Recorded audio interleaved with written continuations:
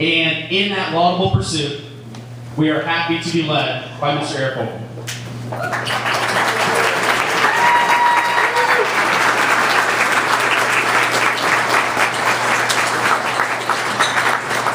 Thank you, Barrett. Barrett, you represent so many things, the reasons why we're here tonight. And in great part, Barrett will help define whether we're successful or we fail at our mission ahead. I'll keep this brief tonight because I want to make sure that we're able to all take advantage of this real, not virtual, social networking opportunity. But I did want to share a few words about Indiana's Republican Party's mission. First, Murray. I don't know where Murray is, but I'm told he's here somewhere. Murray made the job look easy. We all know that. Murray, you're going out on top, but you're not going away. The joke is that as many people have shared with me lately as Eric, there's nowhere to go but down.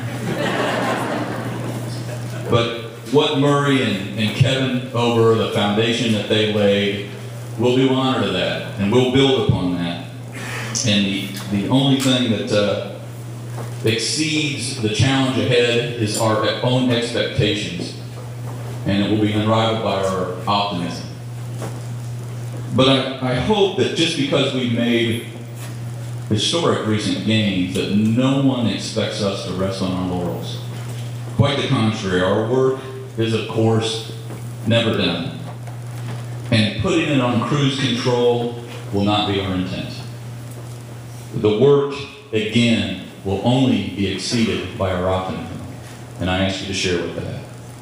Political parties either evolve or they devolve. Some lose steam, some even become extinct. I'm pleased to report to you that Indiana's only party of purpose, Indiana's Republican Party, is poised to grow, and that will be our chief goal from this day on. Not just to defeat or to dominate, but rather to translate our ideas into active and obvious improvements. The days of contributing 2% of your paycheck or one party controlling some toll road are over. Independents are growing at the expense of Republicans and Democrats alike because anyone under 30, those ideas are foreign to them, and rightly so. So today, again, your involvement, our mission, will be rightly judged on what we accomplish on behalf of the citizens of this state, both allies and opponents alike. As a party, we'll set out to do a few things, and we'll set out to do them right. We'll set out to right-size government to make it work more efficiently. We'll set out to reinforce the freedoms many take for granted while many around the world at the same time never realize them. We'll set out to nurture an entrepreneurial platform, one that will encourage growth, not government expansion. And we'll promote those things that allow our families to best improve their communities. In layman's terms, we're out to make things better. We have much to be thankful for. We have the best governor in the country. And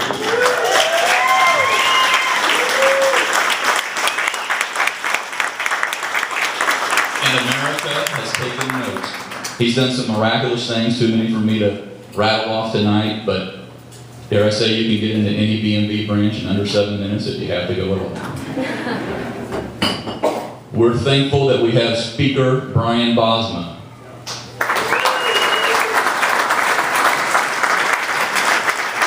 And Senator David Long was here earlier. He deserves a round of applause.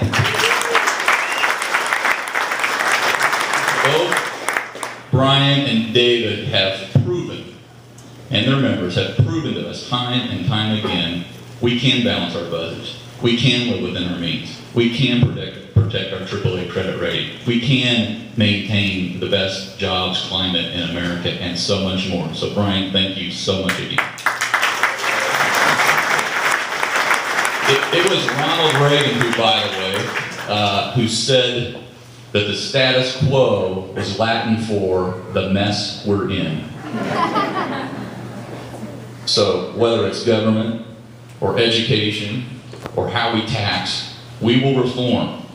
As the population shift and people change, so must we, and we will. And how we do it, in my opinion, is more important than how much we do. We will be relentlessly positive. We will challenge our opponents on their absurdity, and I predict we will have many opportunities to challenge them. We will reach out and rely on the next generation, who so much is at stake, and a frightening number of them are seemingly unaware. We will talk with them. We will learn from them. We will take part in their conversations, how and where they occur. Not demand people to come to us or insist on doing it the way we did it back in the day. And we will allow for differing opinions. The Republican Party is a big family. We're going to have our disagreements around the dining room table. But no one disagreement, no one opinion will disqualify them from joining our ranks. That's why I'm so happy that Barrett is here today, who was writing for the Indianapolis Star when he was in high school. And Danny Lopez is here today. And I think I saw Angel here earlier, who's on the City County Council. And Katie Thomas and Lauren Mills, and I could go on and on. These people didn't just sit down and wait their turn or wait for credit. They were, as the governor said in his recent State of the State address, impatient to contribute now. So I thank them, and I thank all that will follow in their footsteps.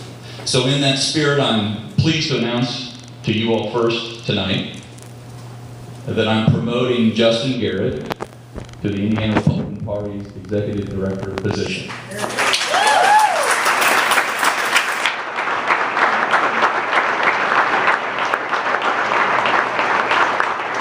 We couldn't ask for a better person to take on this important role. Justin's one of the most effective young leaders I've ever worked with. He'll do great. He's ready for this next step, and I'm ready to watch him grow. And while I'm at it, let me point out just a few other people, key staff. I won't go through them all, but I think everyone here knows, probably everyone in the state knows our Secretary Barb McClellan. She's here somewhere.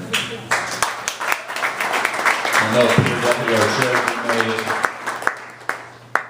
The Republican Party's Vice Chairman and my dear friend Sandy Huddleston is back here.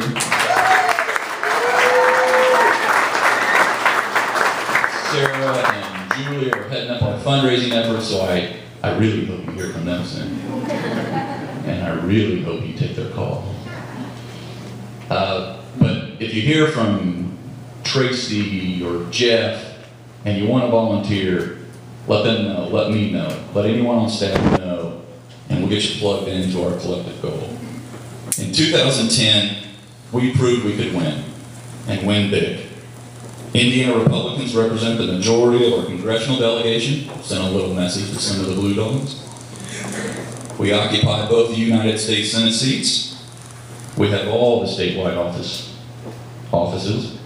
A stunning 60 member majority in the State House. A supermajority in the Senate. But as you all know, too much who is given, much is expected. And we've taken the first step, but we have to keep walking, if not running.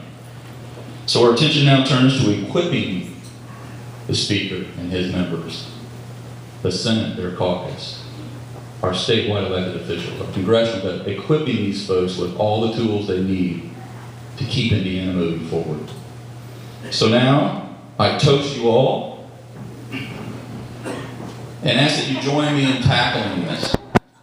The job ahead. We're going to recruit, we're going to identify, we're going to register, and we're going to turn out unlike we ever have before. Thank you all for all you've done and all you will do.